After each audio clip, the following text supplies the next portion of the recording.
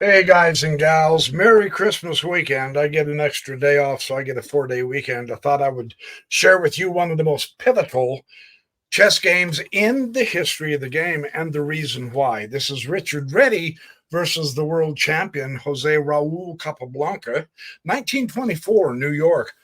In my previous video of Reti versus Bagaljubov, someone in the comments said you ought to look at the Reti Capablanca game. They were strictly correct. Thank you for the suggestion. Here's this game and why I find it so utterly fascinating. Richard Reti was one of the hypermoderns, what they call a hypermodern. He was one that said, no, it is not absolutely a necessity to either use this pawn or this pawn as your only opening. And no, I do not have to occupy the center with my pawns to have a powerful game. I can control the center from a distance. Tarish was the main protagonist of that. And Reti and Nimzovich and Tartakow, several of those who were rebelling against the dogmatism that had entered chess. They weren't rebelling out of just to be rebellious. They said, no, there's other ways to play this game, and we can win as much as you can. Tarish was saying, oh, if you don't open with the king pawn, then you don't know how to play chess. I'm going to wipe you out every time. And if you don't utilize the queen pawn to be in the center, you can't play chess very good. You'll never win. You'll never amount to anything. And that's what they were rebelling against. So, anyway, to make a long story short, this is a spectacular game. Now, what makes this game so significant? Richard Reti was one of the top, I'm going to say, in the 19 teens and 20s, he was in the top 10 strongest chess players in the world, without question. This is the 1924 New York tournament where he upended not only Bagaljubov, and this was before Bagaljubov and Alekhine were arguing about the world championship. Bagaljubov was a very, very strong player too. We have a tendency to downplay him because of the way Alekhine manhandled him in the world championship. But I mean, Alekhine manhandled everybody anyway, so it's kind of it's unfair to Bagaljubov because he's gotten a bad rap. It's the same thing with Reti in some respects. Alekhine just manhandled Reti in several games. So we don't recognize the greatness of the great players when reflecting against Alekhine or a Capablanca. 8-year winning streak. And it's not like Capablanca has been inactive playing chess. He has played many, many, many tournaments. So, what a perfect situation to demonstrate the hypermodern idea against the hottest chess player, 8-year winning streak, Capablanca, the world champion. So, this is Reti's chance to really get going. This is the D5, a center square. No, it's not in the square. It's not in the center. But don't tell me it's not influencing that. For instance, we know Capablanca is not going to do that, don't we? Yes, that was part of the hypermodern theme. They said, oh, you don't think that's significant? Put your knight there and I'll show you how significant it is. So this makes sense. The knight here is touching that square, controlling that square. You don't think so? You really think Capablanca would make that move right now? Not a chance. See, this is part of the hypermodern response. They were saying, oh, you don't think influence means anything? We will challenge the way you're playing chess, and you will change where you put your pieces and pawns based on how we put our pieces and pawns. We promise. Kind of interesting, isn't it? So, anyway, I'm making a big deal about this because it's such a fantastic game. And Capablanca is going to go ahead and play. He's going to say, okay, well, if you're going to play hyper modern, I'm going to show you that I too can somewhat keep up with you. And so this is good. But watch what Reti does before. I mean, talk about an exaggerated movement in order just to fianchetto the bishop. But he has his reason. Let's this gains more space on the queen side right now. Now, it's not neglecting the center either because of how Capablanca has opened up. So it's gaining space and it's still influencing the center. None of the influence of the center has gone away with such a dramatic entrance of that B pawn to 4 of all places. Very interesting. And of course, he's going to fianchetto bishop g7 absolutely, and he's going to fianchetto bishop b2 absolutely. And now Capablanca will immediately castle. He castled pretty quick. I think it's fairly obvious based on his opening that Reti is not going to castle queenside. So I know that I like to wait a move or two before I castle, just to make sure, okay, what is my opponent doing? This kind of opening would never favor castling queenside. So it's a pretty safe bet Reti's going to castle kingside.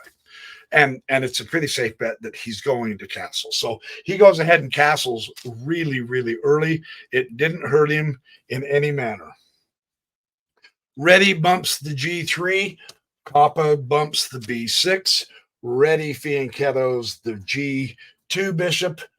Capa fianchettos the b7 bishop, and now Reti will castle kingside also. That was really, truly a foregone conclusion. And now one of the interesting moves of the game that we want to at least expound on a little bit is this d6. Now, agreed, it is preparing for the e thrust. Okay, so he's getting ready. He's preparing for it. This is one way to do so. The thing we want to keep our eye on, though, is the push of this d6 weakens the c6 and the b7 square.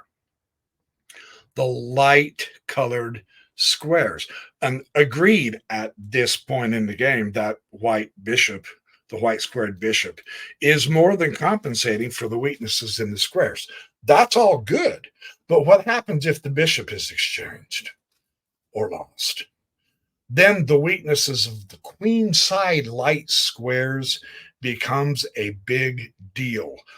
Those squares, and this is move 7. Already in move 7, Capablanca has created a weakness that is going to play a pivotal role in this game. It's amazing how Reti focuses on those weaknesses. It's impressive.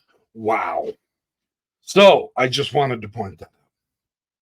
So d3, he's going to solidify his center here. And the knight comes to d7. Further development, which is very, very nice. Knight b to d2. Reti is trying to keep up with him. And now here comes the thrust of the e5. There are technically no pawns occupying the center squares that oppose him. And so Capablanca says, I'm going to do the push. It's very nice. It gains him central space. It gives him a chance to coordinate his pieces better. It does influence further squares into Reti's territory. It's a very strong pawn chain. The downside being, of course, is it makes the fianchettoed bishop the bad bishop. So yes, it gains space, but it does limit the fianchettoed bishop at this point. So, but yeah, Capablanca says, let's go for it. Let's do this.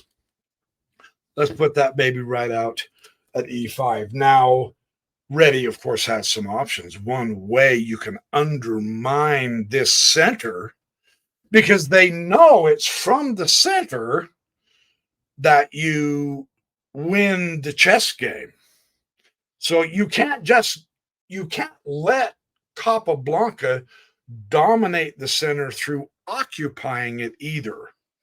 Yeah, I don't have to necessarily occupy it. I can influence it from a distance, but that doesn't mean that I let you occupy it. That's not what Reti is about.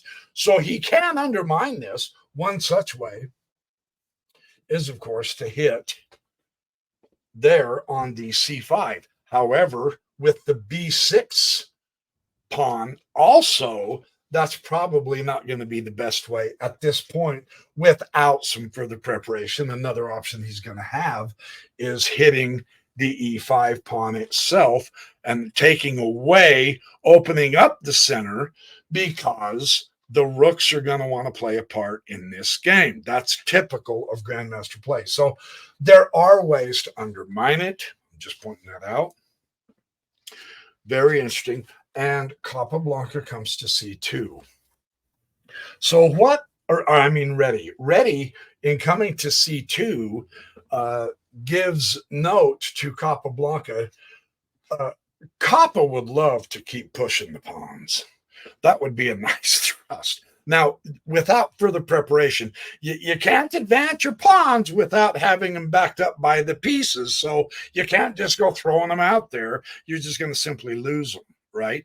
But if Capa gets this prepared correctly, that e4 thrust is a lulu. So this is what Reti is now saying, okay, let's just nip that in the bud right here. So we do not want that. Capa would. Reti says, no, let's try to do something to prevent that.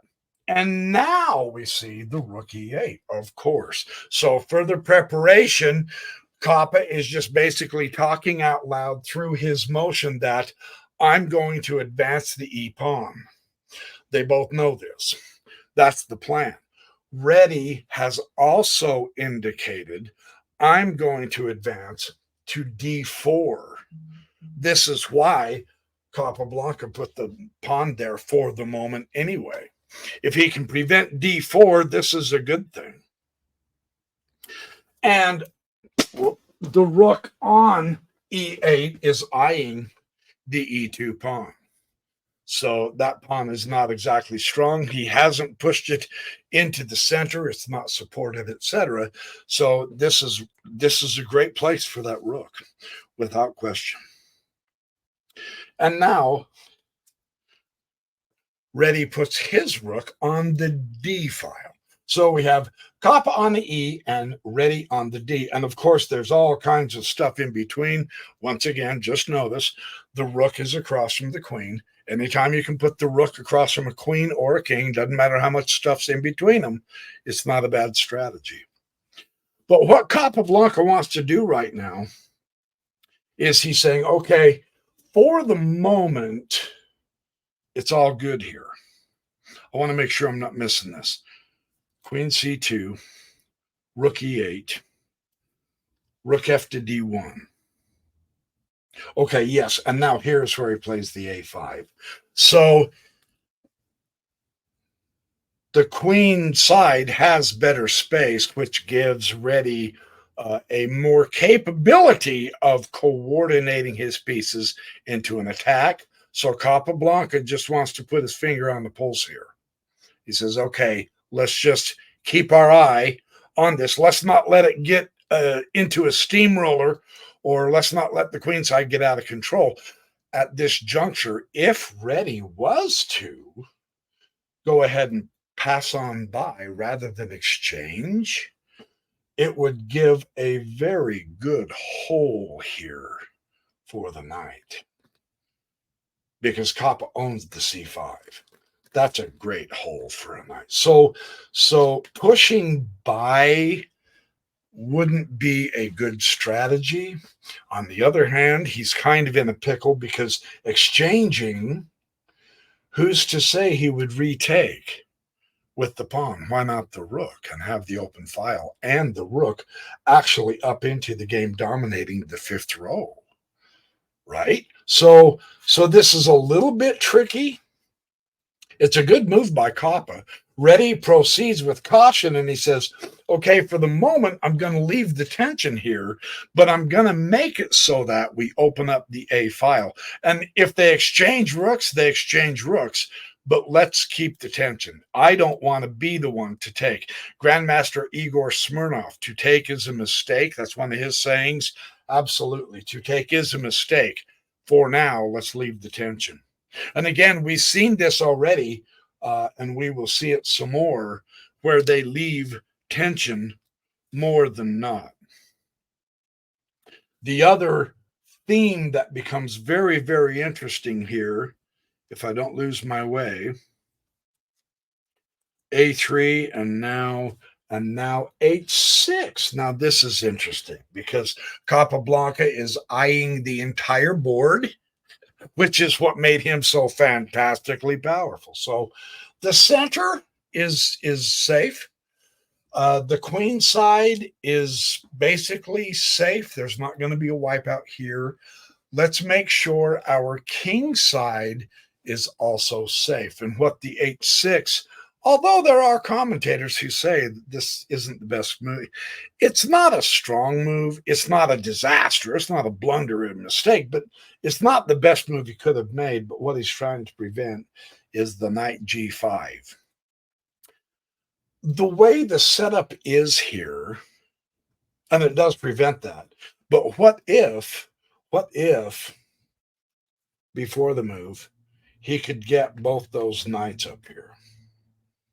See, now we're heading toward the king side. And I mean, man, there's a hop right there. There's a challenge to the F6 immediately. Yeah, it's all covered for the moment, but it wouldn't be after a few sacrifices. So what happens when you get both knights over there?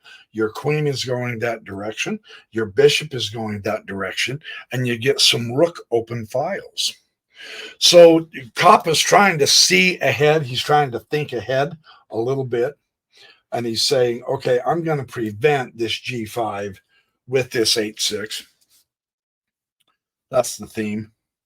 So the center is not completely wide open. It's not entirely locked, however, either. There's not a lot going on through the center. There are technically literally no open files yet, etc. It's a slower development, so he's got all of his pieces developed except the rook. He's got all his pieces developed except the rook. They actually might want to keep the rooks there because of the tension on the queen side. That would make sense. So a repositioning of the pieces makes perfect sense. Now, because the way he's fianchettoed his bishop, the G3 is not available for the knight, but the E3 is. And from the E3, he can easily hop right up there. Now, that's not a bad outpost either. So see what he's thinking. He's saying, okay, my knight here is not getting me to where I want to go. I would much rather prefer the outpost. That makes sense, right? Or somehow bump him up into here and here, or even here and over here to F5 on a king side attack. There is no king side attack yet. Let's just maneuver for a minute and see what Kappa does to see how this works. C5. So Capablanca says, okay, here's the deal. There's no way I'm going to let you bump to D4. I'm going to prevent D4. I have D4, and he does. He's got a tight clamp on D4. What Capablanca is saying is, my rook is going to become better than your rook on the D file, because I'm not even going to let you put yourself in the position to open up the center for your rooks. I'm going to stop you entirely from doing that. I'm going to keep the clamp on the D file, and you've wasted your move, is basically what that is announcing, what this move is announcing. In the process, keep in mind, Reti is smiling inside because this hasn't changed the character of the weaknesses. The white squared weaknesses on the queen side. Because of the way the pawns have opened, the white squares are targets. Reti has that in mind. This is emphasized further. That's the downside. The upside is he really does intend on keeping the D file locked. So this is going to be that's Kappa's strategy.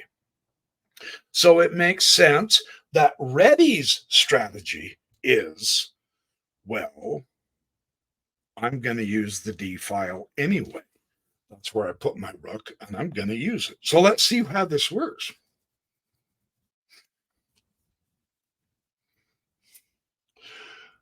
Because he pressed the pawn, which further weakened the c6 and the b5, and now the knight can't occupy that as an outpost. Now Reti will push.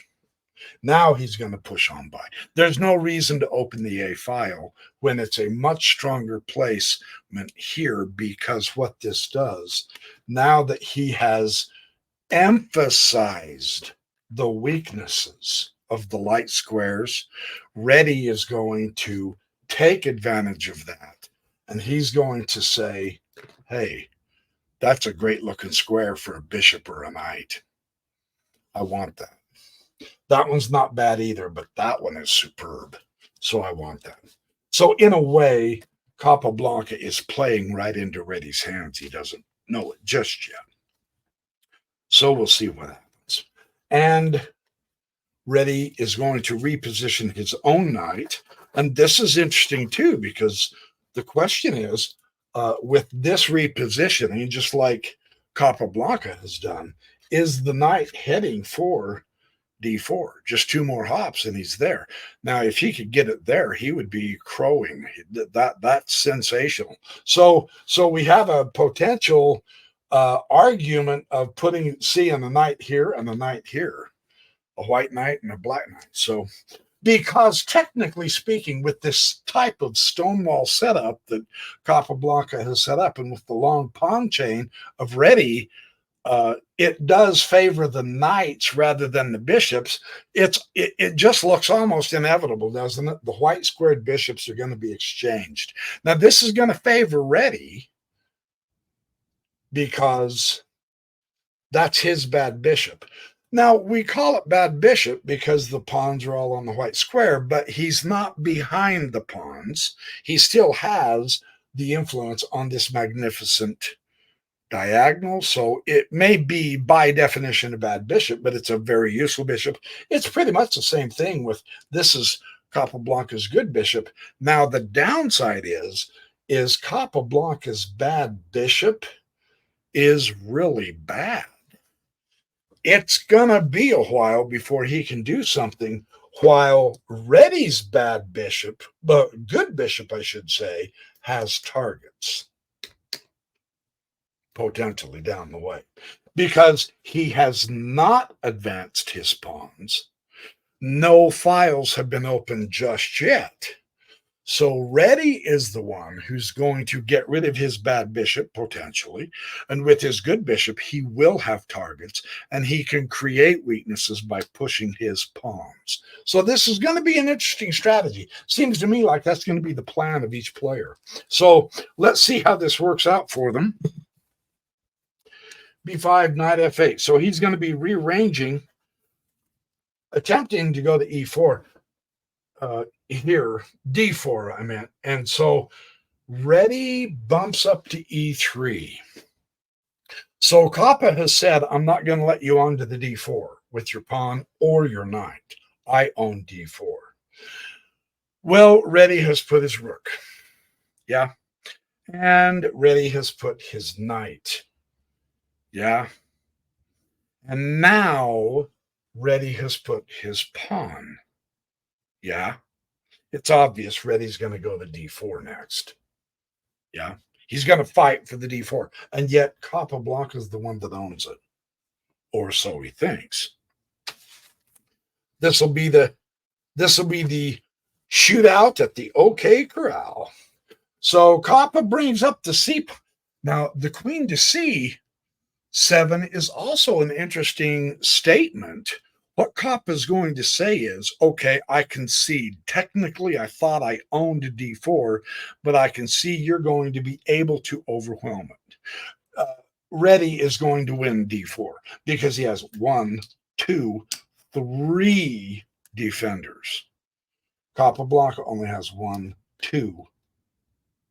So d4 falls to Reti. Reti will win d4. So what Capa says is, okay, I'm going to put my queen here. And when you do take over d4, you're going to leave a weakness here on c4. And I'm going to take c4 and infiltrate. That's the theme of the queen move here, is he's looking at that pawn right there. So this will be interesting to see what happens. And Reti says, I don't give a flying flip. It's all good. Let's do this. D4. He bumps D4. Now, very interestingly, he utilizes the bishop to attack the queen. Notice he doesn't exchange with the knight. He just comes to this point and says, okay, there's my attack on the queen, because that bishop really does have a great partial diagonal. Why not use it? It's your good bishop. Put it to work. Yeah. So this is a good play. Hitting the queen. It's not like Reti is going to be too worried about it, because he can get his queen out of the way. And now observe what is so fascinating. This is the ultimate transformation of a chessboard in a chess game between two of the most fantastic players in the world. Now we see that there is an incredible amount of material in the center of this chessboard. Lots of pawns possessing the center, lots of pawns. Watch how Reti takes his magic wand and the pawns literally disappear off the board. This is one of the most stunning transformations of a chessboard I have ever seen in chess. This is magnificent how Reti does this. First, Capablanca. To take is a mistake immediately. But the time comes where sometimes you have to take. So let's see what happens. E will take d4. Capablanca says, well, it's inevitable. And it is. He's right. And so E will take d4. There's the E file. There's the E file. Now, Reti has bumped the E pawn up and utilized it to help support his d4 push. In the process, he got rid of the weakness on e2, but he gave Capablanca the E file. See that? So this is an important moment. And here, the dark squared bishop comes to life. Because of the way Capablanca has so beautifully played this, the pawns no longer block. So now he can pin that pawn to the queen. That's nice, because that pawn is the d4 pawn. It's critical that he has a chance to open up the center, but now he can't. So Capablanca, he's got a good move here. This is really interesting. And yet Reti says, okay,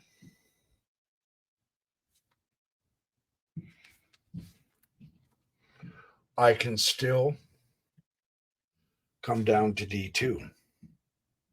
So it's all good.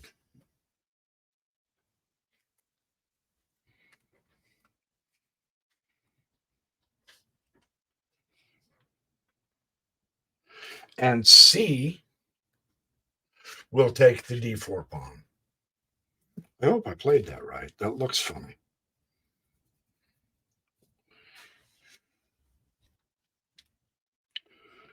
Yes. C will take d4. So Capablanca has the d4. And yet the transformation, the pawns just disappear like dust in the wind. Is so fascinating, because now the bishop takes d4. Ooh, the diagonal of that bishop comes to life. And of course, realistically, we're going to see the exchange of the diagonal bishops. But before we do, the queen now promises The queen was threatening. He said, you go to d4 and we have an exchange, and I'm going to attack you on your weakness on the c4. We see that now coming to fruition. Queen gets the c4 pawn. Now the bishop will exchange. So we're getting rid of the bishops. And yet Reti keeps the initiative because he can now come to here, putting the king in check. So he maintains the tempo. He checks the king with tempo, and he gets his queen in the better position that he needed her in. So this is really important. And now the crowning moment of the entire strategy of Richard Reti. The rook on the partial open file opens the file by taking the weak pawn, putting pressure on the knight.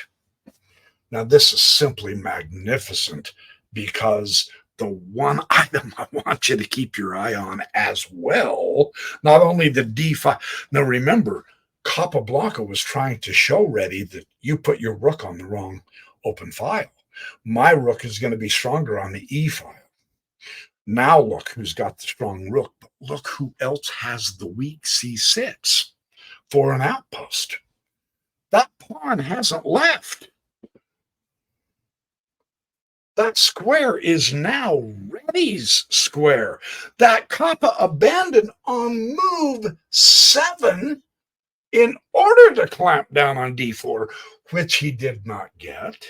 In the process of making such a strong forward pawn move to try to secure the d4, he created the weakness, which now Richard Reti owns. Wow, what a transformation. And now the board is wide open. There is nothing but pieces influencing every direction through and from the center. This is astonishing. Pawns do not have to occupy the central squares in order for you to have a strong center, is what Richard Reti is trying to show in this game, and he's doing a pretty bang-up job of it. So, the open files for the rook. The open files for the rook. This comes to fruition. He has a winning position at this point, Richard Reti does. There's more active pressure on the d file. The other issue that we're going to see here really shortly is that he has an option to come in here and really dominate, putting pressure on that knight. Yes, he has the option of bringing his knight right here into the center very, very strongly if he so desires, because the queen has this fabulous diagonal. Much stronger position for the queen of Reti than the queen, even though she's got the file, than the queen of Capablanca. So this is a winning position. The queen essentially is undefended. That's the other crazy thing. Actually, the queen, it gives us the impression that there really is no way Capablanca can coordinate his queen with any of the other pieces to put together either an attack or a counterattack, and yet Richard Reti is ready to put 2 and 2 together and come up with the winning combination. It's also very spooky for Reti at this point, but can Queen C5 help him out? It can, and it does, until Reti does this. Once again, dominate that file. Now we have a game. You can't move your knight anywhere good. The queen will just take it if you go there. See that long, strong diagonal of that queen? That was part of the power of exchanging those bishops, wasn't it? The dark squared bishops, is because now the queen can take its place, and it's a much deadlier piece. Well, it limits where the knight can go. And they're really, I mean, you can come back to here, but that's just embarrassing. You have no place to go that's useful. That's the problem. You can't coordinate your pieces very well. So this is going to be a very tricky situation because of that. Now that the threat is obviously taken the knight, he's reduced to an inferior move like this, rook a7. And this is really weird because neither knight, you see this knight back here, neither one of them can do anything either. They have nowhere to go. They're reduced to rubble. And you're saying, well, Reti's knight's way back here. Yeah, for the moment. Watch what he does with it. He has places to go. He's dressed up in a tuxedo with places to go. He's just been taking his time getting dressed. We'll see. Once again, the basis of the entire lack of being able to coordinate, ironically enough, is the weaknesses of the white squares in the queen side. Watch how Reti takes advantage of this. Knight e3, here we go. Here it comes. Now the question is, king side, center? It does centralize the knight, but could he be preparing for a king side? Because, I mean, that's looking pretty tempting, right? Bump up into there and start wiping out those pawns covering the king. Your queen is absolutely pointed in the most dominant way against the king, and your bishop can hurry up and jump in there and follow suit. The rook's on the d file. Here's the crazy thing about the rooks. Absolutely, this direction they dominate, but now if that g4 knight jump could look at the lateral movement that the rook also can play. You've got the diagonal movement, you've got the lateral movement, you've got the vertical movement, and now you've got the hop ready to potentially make a sacrifice. Or what if he could come into here? Wow. So where is Reti gonna go with this knight bump?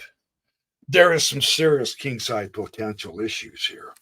That's going to be very interesting. Capablanca recognizes that. That's why I wanted to point it out to you by his reaction. So he's going to try to generate some kind of what? Attack? Threat? He might potentially be helping prevent a king side against his king, but do you really think that a queen and a bishop, of course, there's your target. He can't come down to here. There's nothing in here. So obviously that's the target. But do you really think a queen and a bishop can overcome that fortified of a king? Heavens, no. With the dominant d file of the rooks, gracious, no. With the ease and ability of the queen to jump right into here somewhere to help out, heavens, no. A queen and a bishop isn't going to get it done. But what else does he have? See, this is the amazing thing. The great Capablanca is reduced to minuscule moves, threats that lack any teeth. He's a toothless tiger in this part. This is amazing. We're seeing him reduced. Knight to d4. Fantastic centralization of the knight, utilizing all of his pieces, which are becoming grandly centralized, while Capablanca's simply cannot get anywhere, maybe except for that bishop. This is amazing. So swap the bishop. Yeah. There's not a lot else you can do. Swap the bishop. Absolutely. Now, and here you want to take it with your king, not your knight. Keep your knight centralized and keep moving forward, man. Don't retake with the knight. Yeah, we're in the middle game. I get that. Yeah, that's true. There's still a lot of power on the board. Yeah, I get it. But yeah, retake with the king. Without question, retake with the king, please. Don't do something silly. Okay. Queen e5. So now this is a concession. You get the idea, you get the impression, you get the feeling that the queen just doesn't know what to do. There is no real good position. She is certainly not safe because of the nature of the position of the way Reti is bringing in his pieces into the center and influencing the center from a distance, as well as occupying the center directly. This is really very interesting.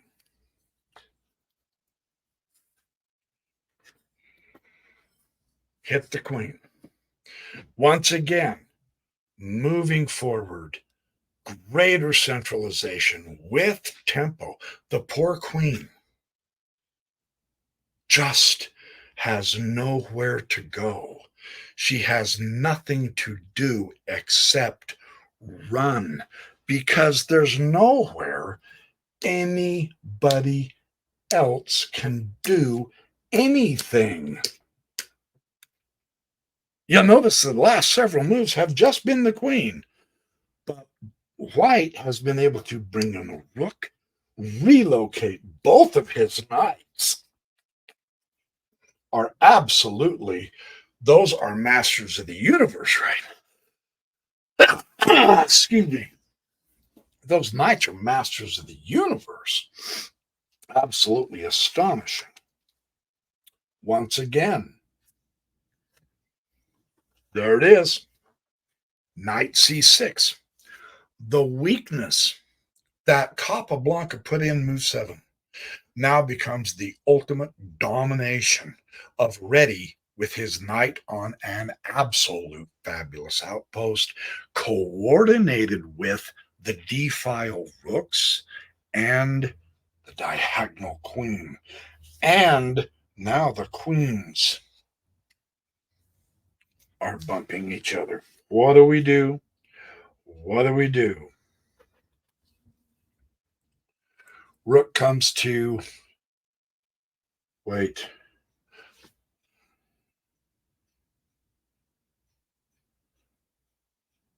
I want to make sure I've done this right. Bishop takes g2. Yeah, queen came to e5. Knight e to c4. Yeah. Knight e. No, knight e to c4. Hold on. I want to make sure I got this right. No, the queen came to c5 there. There. I was going to say they weren't opposed. The queen came to c5 after the knight move. And now the knight comes to c6. There we go. That looks better. Yeah. So, total domination of the position. And he brings the rook over, hoping to prevent some damage.